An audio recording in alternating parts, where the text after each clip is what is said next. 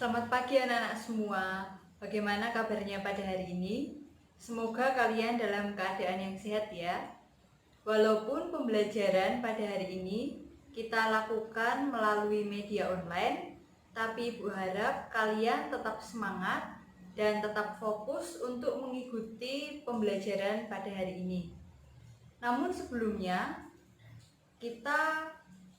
masuk ke materi, Ibu akan mengabsen terlebih dahulu siapa saja yang sudah bergabung bersama kita untuk mengikuti pembelajaran pada hari ini. Nah, yang pertama ada Rensiana, kemudian Leviana Dewi, Gisel, Nurul, Prihatin, Dodo, Rista, Isti, Yogis, Pipin, kemudian ada Yulian, Anton, Mega, Kristina, dan Elsie. Nah, kalian semua sudah bergabung untuk mengikuti pembelajaran pada hari ini.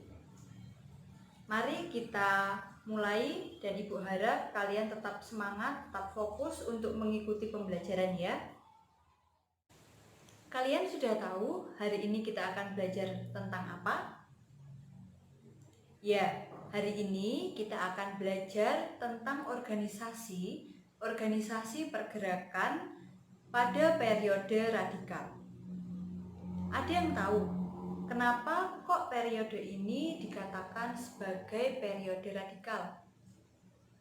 Nah, jadi disebut radikal karena organisasi-organisasi ini mengacu pada sikap yang menolak untuk bekerja sama dengan Hindia Belanda. Nah, organisasi-organisasi radikal ini antara lain seperti Perhimpunan Indonesia atau PI, kemudian PKI atau Partai Komunis Indonesia, kemudian ada PNI atau Partai Nasional Indonesia. Nah, para tokoh dan para aktivis dari organisasi-organisasi ini itu berpandangan bahwa upaya untuk meraih kemerdekaan itu tidak dapat dilakukan dengan cara bekerja sama dengan pihak penjajah. Nah, tetapi mereka harus melakukan dengan kemampuan dan kekuatannya sendiri. Oleh sebab itu, muncullah gerakan-gerakan radikal, yaitu gerakan yang tidak mau bekerja sama dengan pihak Belanda atau yang kita kenal dengan non-kooperatif. Kemudian, apa sih faktor-faktor yang mendorong dari munculnya organisasi radikal ini? Jadi ada dua faktor. Yang pertama adalah faktor umum dan yang kedua adalah faktor khusus. Ibu akan membahas terlebih dahulu yang faktor umum. Jadi faktor umumnya itu tidak terlepas dari pengamatan dan pengalaman yang didapat dari organisasi sebelumnya, yang pada saat itu bekerja sama dengan para penjajah atau dari pihak Belanda, di mana cita-cita kemerdekaan itu tidak dapat pernah terwujud karena Belanda tidak pernah memberikan kesempatan kepada Indonesia kemungkinan untuk Indonesia itu merdeka. Nah, jadi Indonesia pada saat itu kalau dapat dikatakan dalam bahasa Jawa itu diplokoto. Jadi Indonesia diajak bekerja sama, namun Indonesia selalu dibohongi. Nah, sehingga Indonesia tidak pernah diberi kesempatan kapan akan merdeka. Dan pada kenyataannya, pada saat itu Indonesia tidak pernah merdeka. Sehingga dari pengalaman yang ada, di mana Indonesia selalu dibohongi, maka perlu bagi Indonesia itu bersifat non-kooperatif atau tidak mau bekerja sama dengan pihak Belanda. Faktor berikutnya adalah faktor khusus. Di dalam faktor khusus itu ada beberapa faktor. Faktor yang pertama adalah pengaruh revolusi Rusia pada tahun 1917. Ini sangat besar pengaruhnya bagi pergerakan kebangsaan Indonesia. Mengapa demikian? Ya, karena orang-orang yang ada di Indonesia, terutama yang baru belajar mengenai paham komunisme dan sosialisme, membuat mereka percaya bahwa dengan adanya revolusi di Rusia, maka revolusi harus dilakukan secara radikal. Faktor khusus yang kedua adalah kecewa dengan janji November. Maksudnya apa sih janji November itu? Ya, jadi Indonesia itu pernah dijanjikan untuk mendapatkan tempat dalam sebuah pemerintahan di Hindia Belanda. Namun ternyata janji itu tidak pernah dilaksanakan, sehingga Indonesia kecewa dan muncullah gerakan radikal ini. Faktor khusus yang ketiga adalah perubahan pasal 111 RR atau Regeringsreglement tentang larangan berserikat. Jadi bangsa Indonesia itu tidak boleh berkumpul atau berserikat. Nah, coba kalian bayangkan, Indonesia sudah memahami paham baru tentang sosialisme, komunisme, kemudian muncul nasionalisme. Namun saat itu Indonesia justru tidak boleh berkumpul atau dilarang berserikat. Nah, sehingga hal ini juga memunculkan pemberontakan-pemberontakan. Faktor khusus yang keempat adalah adanya pergantian Gubernur Jenderal Hindia Belanda.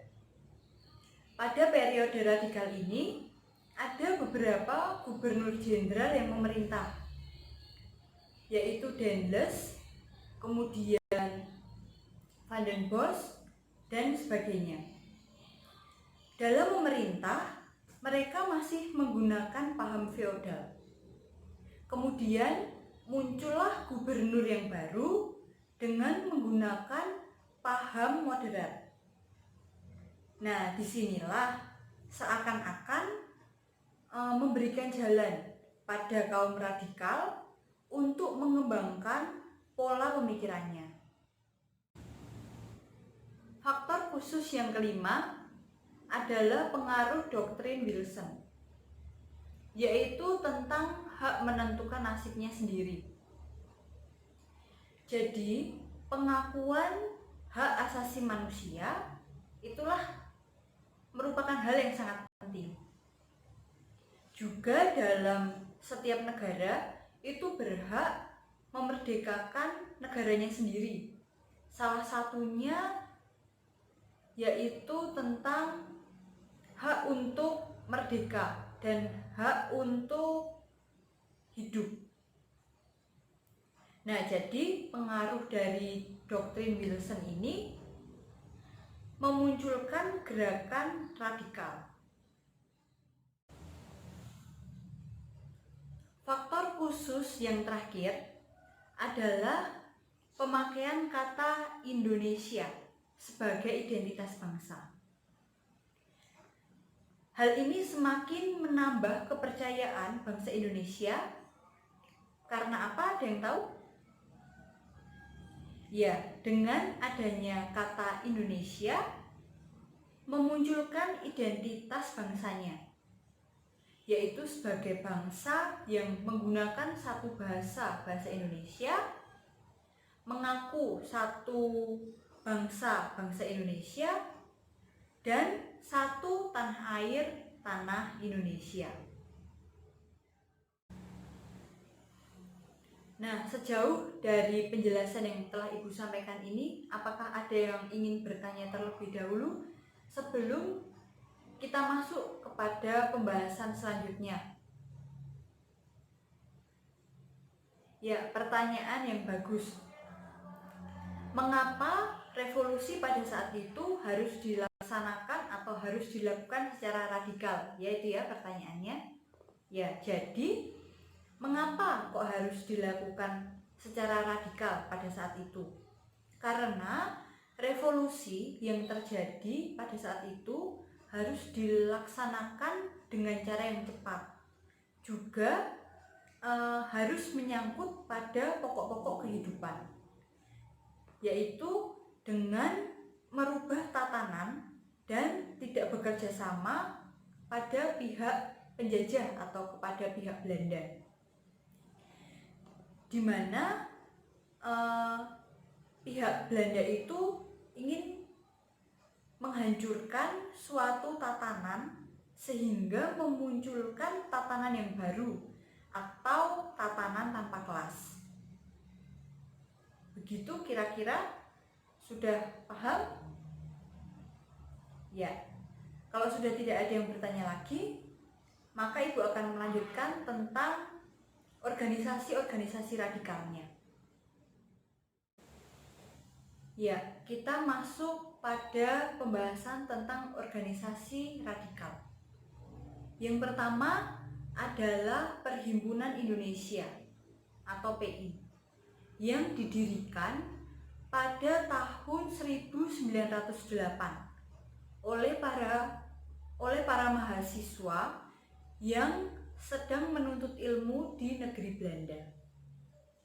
Nah, mereka antara lain adalah Sosrokartono, kemudian Raden Husein Jayadiningrat, kemudian Noto Suroto, Noto Diningrat, Sultan Saripada, Sumitro Kolopaki, dan pemuda bernama Apitule.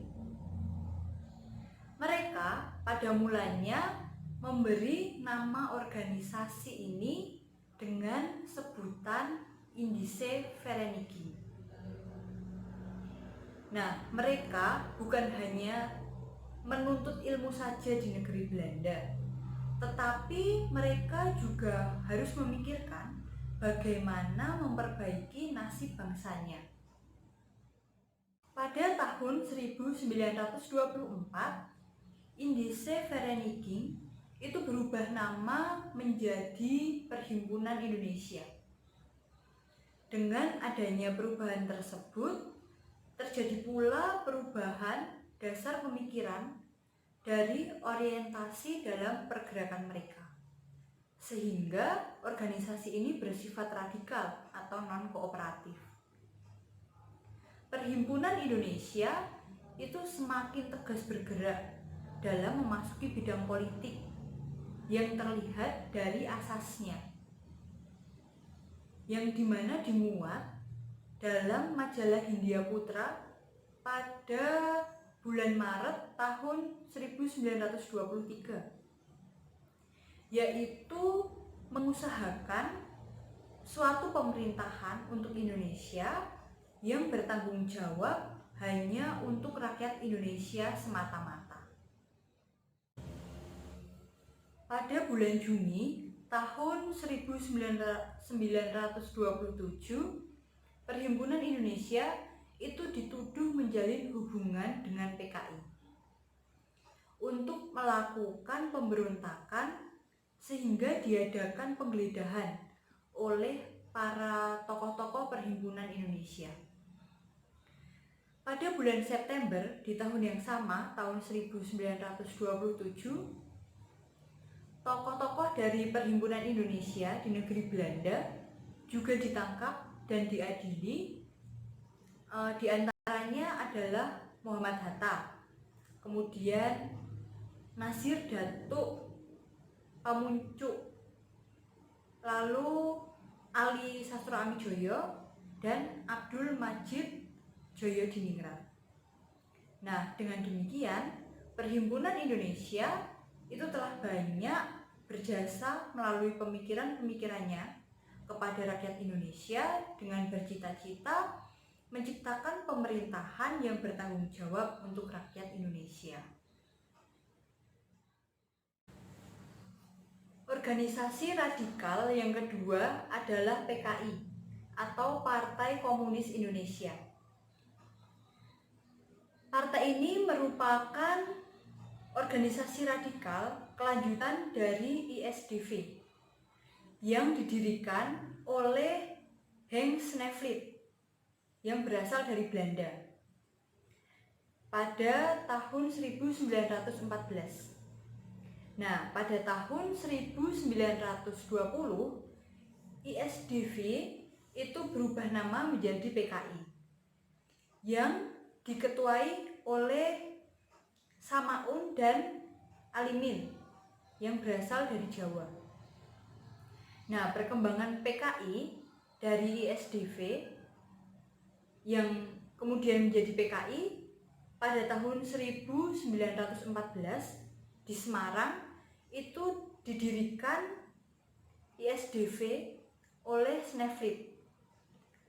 Anggotanya terbanyak itu dari pegawai kereta api atau VSTP. Adalah organisasi perkeretaapian milik Belanda. Nah, pada tahun 1920 diubah menjadi Perserikatan Komunis di Hindia. Nah, kemudian Semaun diangkat sebagai ketuanya. Melihat sepak terjangnya yang begitu radikal, maka ISDV di bawah kepemimpinan dari Snevely ini diusir dari Hindia pada tahun 1919 karena ia melakukan pemberontakan di Angkatan Laut dan Angkatan Darat. Maka PKI menjadi anggota Komiteren Tan Malaka. Kemudian Tan Malaka dan Semaun sebagai tokoh PKI itu juga diusir oleh Hindia karena pemogokan dan pemberontakan yang dilakukan dalam organisasi perkeretaapian. Kemudian muncullah Haji Misbah pada tahun 1924 yang ternyata ia juga ditangkap dan dibuang ke Manokwari. Akhirnya PKI itu dinyatakan terlarang di Indonesia oleh pemerintah kolonial Hindia Belanda karena mereka melakukan pemberontakan dan pemogokan pada saat itu. Nah, apakah sejauh ini ada yang ingin bertanya lagi sebelum Ibu lanjutkan pada organisasi berikutnya? Kalau tidak ada, Ibu lanjutkan lagi ya. Nah, jadi organisasi radikal yang ketiga adalah organisasi PNI atau Partai Nasional Indonesia yang berdiri pada tanggal 4 Juli tahun 1927 di Bandung, yang ditokohi oleh Insinyur Soekarno, Dr. Cipto Mangunkusumo, Insinyur Anwari, Mr. Sartono, Mr. Sunaryo, kemudian Mr. Budiarto, dan Dr. Sanusi. Apa sih tujuan dari organisasi PNI ini? Ada yang tahu? Ya, jadi tujuan dari Partai Nasional Indonesia ini yaitu hanya satu, Indonesia merdeka. Partai ini hanya menginginkan supaya Indonesia itu merdeka.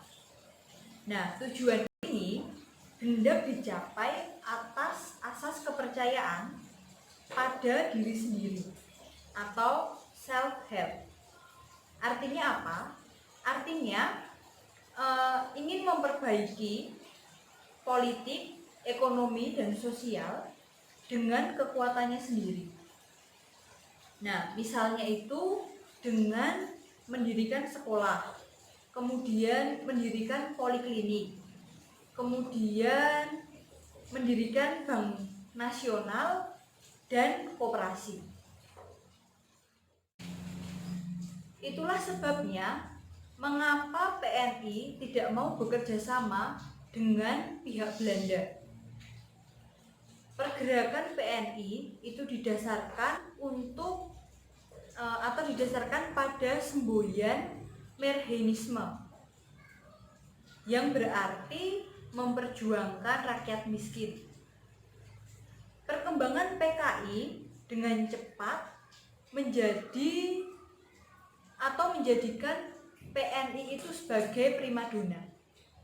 Nah, karena PNI itu saat itu ingin membela wong cilik atau membela rakyat jelata.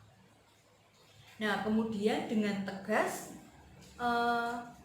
PNI ini tidak mau bekerja sama dengan pihak Belanda. Otomatis dengan orasi-orasi yang disampaikan oleh Insinyur Soekarno itu akhirnya bisa menghimpun banyak massa, sehingga saat itu PNI menjadi organisasi pertama sebagai organisasi massa. Dilihat dari strategi perjuangannya, PNI itu memiliki beberapa strategi. Yang pertama itu non-kooperatif atau tidak mau bekerja sama terhadap pihak Belanda. Yang kedua itu ada self-help atau menolong dirinya sendiri. Yang ketiga ada self-confidence, yang berarti percaya pada dirinya sendiri. Dan yang terakhir itu self-determination, yang berarti menentukan nasibnya sendiri. Nah, itulah penjelasan mengenai faktor-faktor, kemudian organisasi-organisasi radikal di Indonesia. Nah, untuk menutup pembelajaran pada hari ini, siapa yang bisa memberikan kesimpulan tentang materi yang telah kita pelajari pada hari ini? Ya, jadi dalam proses untuk terbebas dari penjajah, banyak muncul organisasi-organisasi. Salah satunya adalah organisasi yang bersifat radikal, di mana organisasi ini menginginkan supaya Indonesia itu merdeka. Nah, kalau anak-anak sekalian ingin bertanya, silahkan siapkan pertanyaannya, kemudian bisa ditanyakan di minggu depan, karena pada saat ini waktunya sudah tidak mencukupi untuk melakukan tanya jawab. Jadi Ibu persilahkan untuk anak-anak semua bisa menyiapkan pertanyaan kalau ada yang ingin ditanyakan, dan minggu depan bisa ditanyakan kepada Ibu. Dan untuk menutup pembelajaran pada hari ini, karena waktunya juga telah usai, Ibu harap kalian tetap bisa fokus, bisa tetap semangat dan belajar terus, walaupun kita sedang menghadapi musibah yang melanda kita bersama ini. Jadi Ibu harapkan kalian tetap semangat ya. Nah, demikianlah pembelajaran pada hari ini. Semoga materi yang telah kita pelajari bersama ini dapat bermanfaat bagi kalian semua. Tetap semangat dan tetap fokus untuk menjalankan kegiatan kalian. Selamat pagi dan terima kasih.